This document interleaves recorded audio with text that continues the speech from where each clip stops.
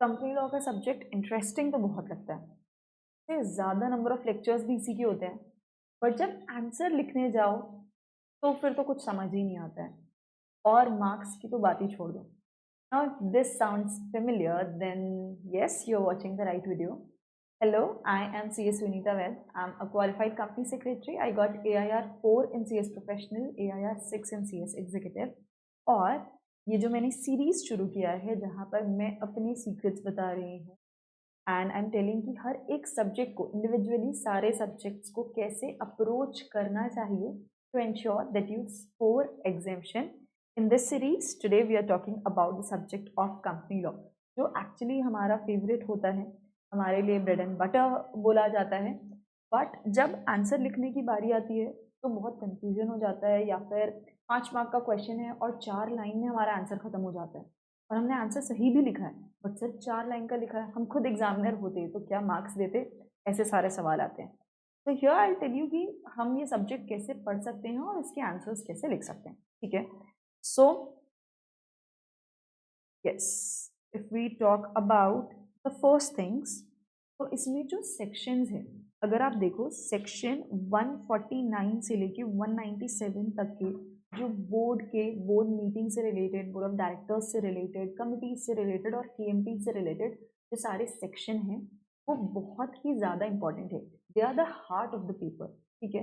तो इनका जो वेटेज रहता है वो आराम से 35-40 मार्क्स का होता ही होता है हर पेपर में, इंक्लूडिंग द ऑप्शन क्वेश्चंस।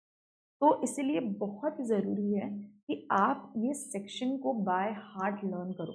अब बाय हार्ट लर्न करो मतलब कैसे, ये वाले जो सेक्शन है ना, इनका सेक्शन नंबर आपको मेमोराइज करना बहुत ज़रूरी है। ये आपको अच्छे से याद होनी चाहिए सेक्शन नंबर की, कौन सा सेक्शन नंबर किसके बारे में बात कर रहा है। स्पेशली जैसे 184 का सेक्शन है, it is about the disclosure of interest of director. 188 it is very important RPT का सेक्शन है। 196 केएमपीज के बारे में, 197 उनके रेम्यूनरेशन, ये जो सारे सेक्शन नंबर हैं। 161 जो types of directors sorry not independent, additional alternate directors. तो आपको सेक्शन नंबर इन सेक्शंस के तो याद होने ही होने चाहिए, ये तो बार बार पढ़ोगे वो याद रहेगा, ओके। अब इसके अंदर का जो लॉ है वो आपको अप्लाई कैसे करना है वो बहुत अच्छे से पता। तो इसके लिए जो भी आप समरी आपने खुद से बनाया होगा या आपके टीचर ने बनवाया होगा, वो समरी से आप रिवाइज करोगे, और जो पास्ट एग्जाम क्वेश्चंस है, जो भी प्रैक्टिस क्वेश्चंस है, उस पर अप्लाई करोगे, उसको लिख के प्रैक्टिस करोगे, तब आपको समझेगा कि ओके ये वाले जो क्वेश्चंस है मोस्टली केसेस वाले क्वेश्चन आते हैं कि इस केस में क्या होगा। लॉ के हिसाब से हमें आंसर दो कि बोर्ड का कॉम्पोजिशन सही है या नहीं, कमिटी बनानी है या नहीं, एक्सेट्रा एक्सेट्रा, ठीक है। तो आपको पता होगा कि ओके कौन सा सेक्शन नंबर है, लॉ क्या है, और उसको इस केस में अप्लाई करके कंक्लूड कैसे करना है, ठीक है। तो it starts with memorising the section number, then understanding the law, applying the law and solving the PYQs to understand कि उसको हमें लिखना कैसे, okay. Then next thing is secretarial standards. जो सेक्रेटेरियल स्टैंडर्ड्स है, सेक्रेटेरियल स्टैंडर्ड्स 1 और 2, जो board meeting और जनरल मीटिंग से रिलेटेड, ये काफ़ी इंपॉर्टेंट होते हैं। कोई भी क्वेश्चन अगर मीटिंग्स के ऊपर आया ना, आपको कंपनी लॉ के प्रोविजंस तो लिखने ही हैं, साथ ही साथ एक्स्ट्रा एज के लिए आपको सेक्रेटेरियल स्टैंडर्ड्स में क्या लिखा हुआ है वो स्टैंडर्ड भी लिखना है कि सेक्रेटेरियल स्टैंडर्ड के हिसाब से ऐसा होता है, कंपनी लॉ के हिसाब से ऑब्वियसली एक्ट ओवरराइड्स लॉ, तो एक्ट तो आपको लिखना ही लिखना है। एक्स्ट्रा एच के लिए आपको सेक्रेटेरियल स्टैंडर्ड्स भी कोट करने हैं, ठीक है। नेक्स्ट थिंग, जो तरह तरह के लिमिट्स होते हैं, जहाँ अलग अलग लिमिट्स के बेसिस पे आपको अलग अलग एप्लीकेबिलिटी याद करनी होती है, वहाँ you have to make comparative tables, ठीक है।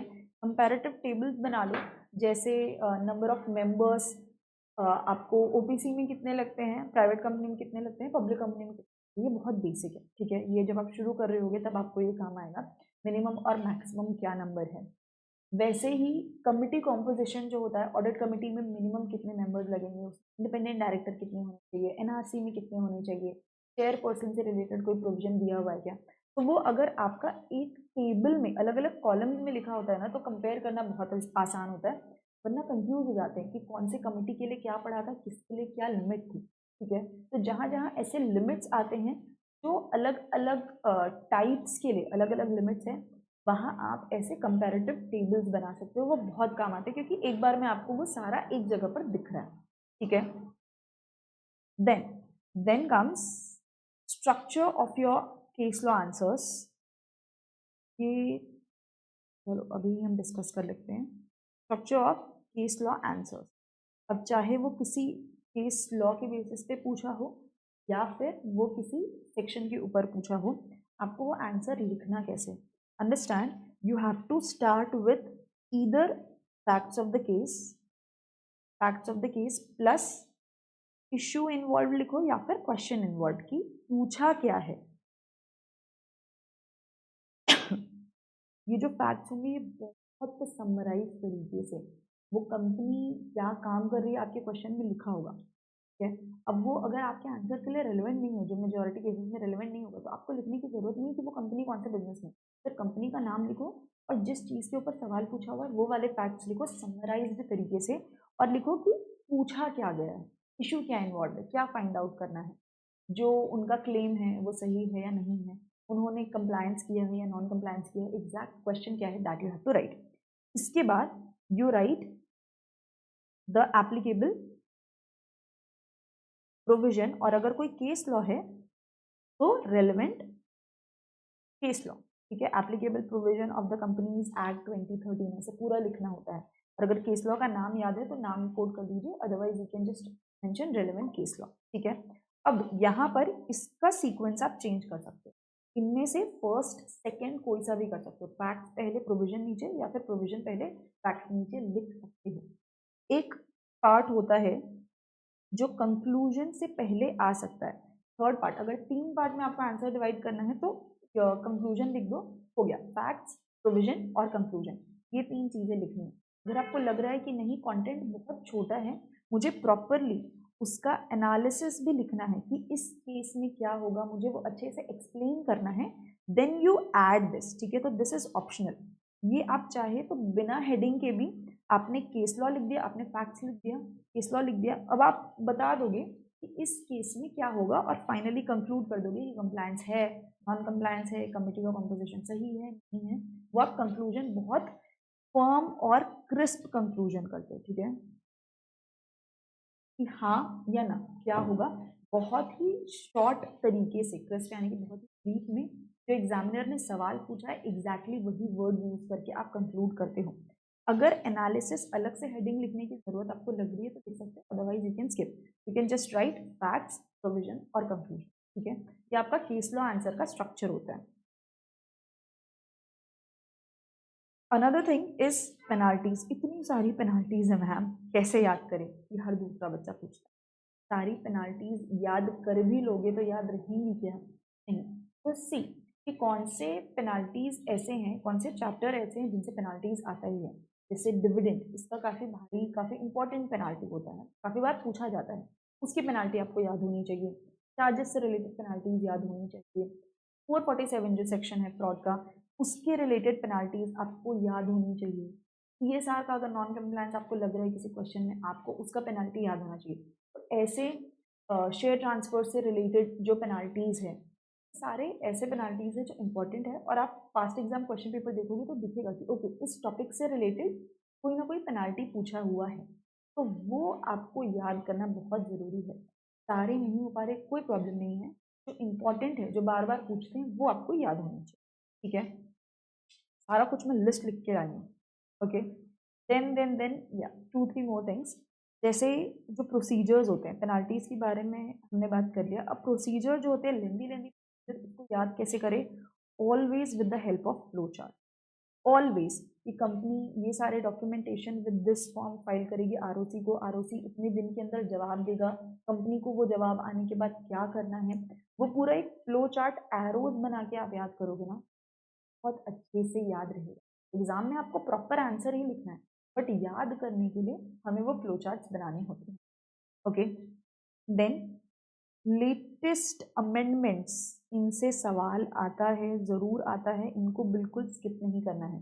तो अगर आपका एग्ज़ाम जून में है तो उसके प्रीवियस जो नवंबर था, 30 नवंबर तक के जितने अमेंडमेंट्स आए हैं ऑफिशियली, वो अमेंडमेंट आपको पता होनी चाहिए। तो लेट्स से आप जून 26 का एग्जाम दे रहे हो, तो नवंबर 2025 30 नवंबर 2025 तक के जो भी अमेंडमेंट्स आए हैं कंपनी लॉ के या कोई भी लॉ के, वो आपके लिए एप्लीकेबल होंगे।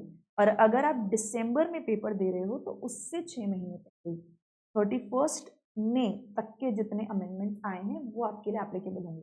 मान लीजिए आप जून में पेपर दे रहे हो और अचानक से स्मॉल कंपनी का डेफिनेशन चेंज हो रहा है अप्रैल में, जून में पेपर है, अप्रैल में डेफिनेशन चेंज हो रहा है, आपके लिए एप्लीकेबल है नहीं।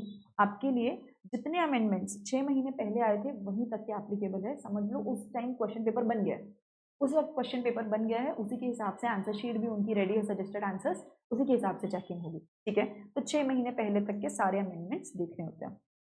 जो अमेंडमेंट शीट आती है, इंस्टीट्यूट की सप्लीमेंट्स आते हैं, वो जरूर से देखना, सवाल आते ही आते हैं। And last but definitely not the least, draft. Her exam में या तो वो आपको कोई नोटिस ड्राफ्ट करने बोल देंगे मीटिंग का, या फिर रेजोल्यूशन ड्राफ्ट करने बोल देंगे, छोटा सा मिनट्स ड्राफ्ट करने बोल देंगे जहां वो बता देंगे कि ये रेजोल्यूशन पास करना है। अब यहाँ पर आपको पता होना चाहिए कि एक रेजोल्यूशन कैसे ड्राफ्ट होता है। ठीक है, रिजॉल्व दैट लिखना होता है। अगर आप नोटिस भेज रहे हैं तो नोटिस की हेडिंग क्या होती है, नोटिस में डे, डेट, टाइम, वेन्यू सारा कुछ लिखना होता है। तो यू शुड बी अवेयर और उसको प्रैक्टिस करना बहुत ज़रूरी है। प्रैक्टिस करके मैच करो कि क्या मिस हुआ, वो मार्क करो और अगली बार ध्यान रखो कि मुझसे ये मिस हुआ था, ये लिखना बहुत ज़रूरी है। रेजोल्यूशन में नंबर लिखना बहुत ज़रूरी है। तो जिन जिन टॉपिक्स के ऊपर आपको रेजोल्यूशन दिख रहा है उसका सेक्शन नंबर आपको याद होना चाहिए। तो ये सारी चीज़ें प्रैक्टिस करके आपको समझेगा कि आगे जाके जब आप प्रोफेशनल भी क्लियर कर दोगे, उसके बाद जब आप काम कर रहे होगे तो आपको यही काम प्रैक्टिकली करना है। तो they want you to start something about it in executive as well. Okay, so these were majorly all the topics जो आपको हेल्प करते हैं to score very very good in the subject of company law.